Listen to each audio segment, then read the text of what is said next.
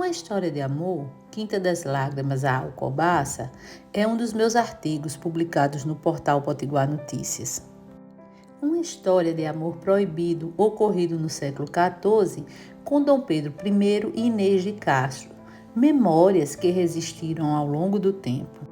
Dom Pedro I foi um monarca português da primeira dinastia, entre 1143 a 1383, o qual governou em 1357 a 1367. Era filho do rei Afonso IV e Dona Beatriz de Castela.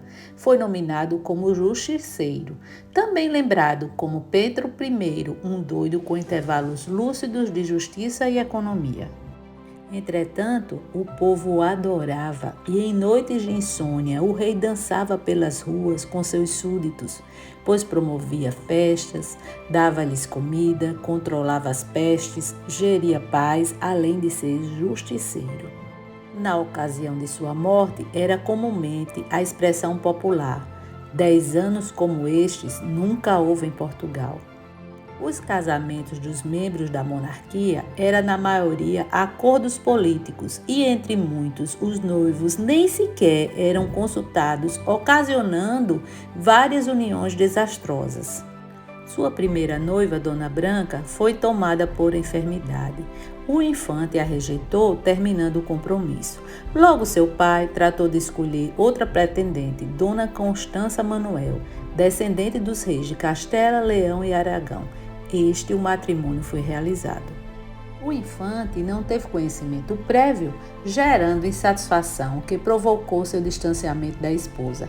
Preferiu ocupações como caças nas terras de Touguia e vários outros excessos até chamar sua atenção a dama de companhia da esposa, Dona Inês de Castro.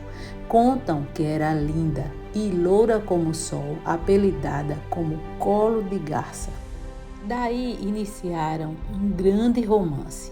Na altura da morte de sua legítima esposa, em decorrência do parto do seu terceiro filho, Dom Pedro trouxe sua amada para Portugal, pois seu pai a forçou sair do país em decorrência dos sucessivos escândalos, embora que mantinham contato por intermédio de amigos. Os amantes foram viver nas terras de Lourinhã, que passaram bons tempos, mesmo com desaprovações de muitos. Inclusive, Inês era sinônimo de maus presságios e, com o surgimento de pestes, atribuíam a culpa. Durante o romance, residiram em várias localidades, porém continuavam a não ser bem vistos. Dom Afonso IV, instigado pelos seus conselheiros que temiam os ambiciosos irmãos da bela Inês e, além de que, se preocupavam com a vida do filho legítimo com Constança, Dom Fernando, tramam sua morte no início de janeiro de 1355, convencendo o rei. Este partiu para Coimbra com seus seguidores armados, executar o plano e depois enterrar o seu corpo na igreja de Santa Clara.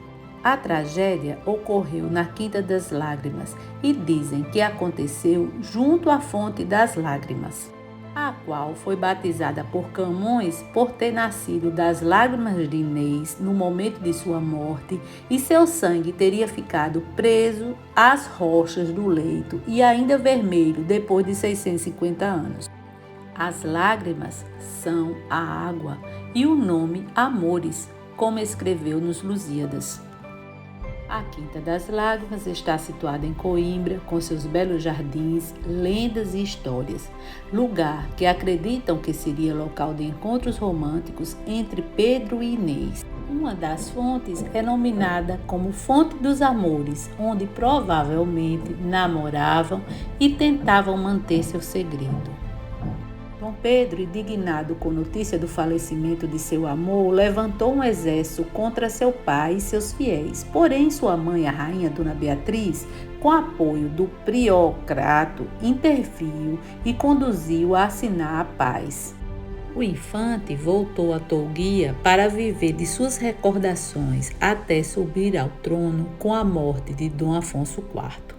Uma de suas primeiras providências foi vingar os responsáveis pela tragédia, o qual mandou tirar o coração pelo peito de Pero Coelho e pela omoplata de Álvaro Gonçalves. Contam que, ainda não satisfeito, pediu que trouxessem cebola e vinagre e, em seguida, temperou os corações e cortou com os dentes. Todavia, Lopes Pacheco conseguiu fugir a tempo para Aragão e depois à França. Mais adiante, Dom Pedro I determinou a construção de um belíssimo túmulo para sua adorada em Alcobaça e fez a trasladação de seu corpo e ainda, segundo a tradição, colocou o cadáver de Inês em um trono, encaixou a coroa real no seu crânio e obrigou os nobres a beijar a mão da rainha morta. Observem que a estátua de Dona Inês é também a da rainha. Apresenta uma coroa na sua cabeça, repousa numa almofada, segurada por 2 anjos de asas abertas e mais 4 anjos seguram seu manto. Ademais, construiu seu túmulo na frente do dela, acreditando que iriam permanecer juntos por toda a eternidade. O túmulo de Dom Pedro provavelmente foi construído entre 1361 e 1367, o ano em que morreu o monarca. É semelhante ao túmulo de Dona Inês. Ele está vestido de traje longo e esporas, segura a espada com a mão esquerda. A espada significa a justiça e as esporas, o cavaleiro. Seu reinado foi marcado por momentos de loucura, que inúmeras vezes com doses de crueldade. Todavia, foi adorado pelo povo que os alimentava e costumeiramente se divertia entre eles. Desenvolveu a economia, era fiel a princípios de neutralidade, pois não apreciava a guerra, celebrando tratados de paz e amizade. Não existe força maior que o amor. Uma história de amor proibido que se perpetuou ao longo dos tempos. 2 lugares que apreciei muito conhecer.